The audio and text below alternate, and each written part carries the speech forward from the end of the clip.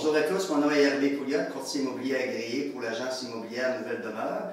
Dans ma dernière capsule, je vous faisais part de l'évaluation municipale du secteur de Lévis, comment ça fonctionnait, comment les villes procédaient à l'évaluation municipale.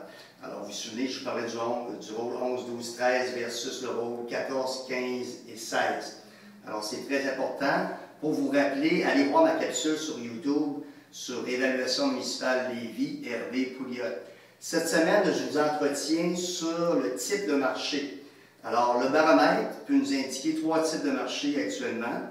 Et là, je parle pour les statistiques du 3e trimestre 2014. Alors, vous avez le choix entre un marché d'équilibre, un marché d'acheteurs ou un marché de vendeurs. Qu'est-ce que c'est un marché d'équilibre? Alors, un marché d'équilibre, c'est de 8 à 10 inscriptions pour une vente. Le marché de vendeurs, c'est moins de 8 inscriptions pour une vente, et le marché d'acheteurs, c'est plus de 10 inscriptions pour une vente. Alors, c'est très important de comprendre ce baromètre-là. C'est bien important de savoir où on est situé lorsqu'on est en mode vente ou en mode achat pour une propriété. Alors, ça peut faire beaucoup de différence sur la valeur marchande de votre maison.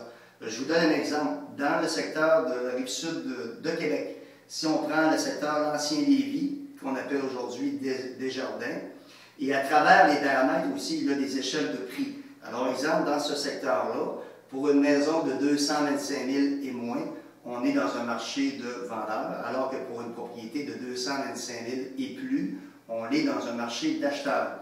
Alors, voyez-vous, il y a une différence dépendamment de la valeur de la propriété. Et ça, c'est toute propriété confondue.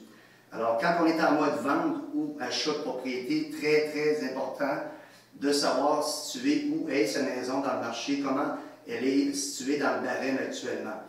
Alors, je vous invite à me suivre la semaine prochaine, sur la prochaine capsule. Je vais vous parler des rénovations des permis. Alors, évidemment, quand on veut faire des rénovations sur des maisons, oui, ça peut faire un impact lors de la vente, mais pas toujours le cas.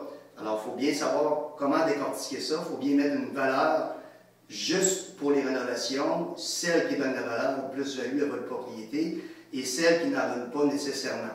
Entre-temps, je vous invite à me rejoindre si vous avez l'intention de prendre un courtier immobilier pour la vente de votre propriété ou pour l'achat de propriété, hervépouliot.com. Alors merci et à la prochaine capsule. Au revoir.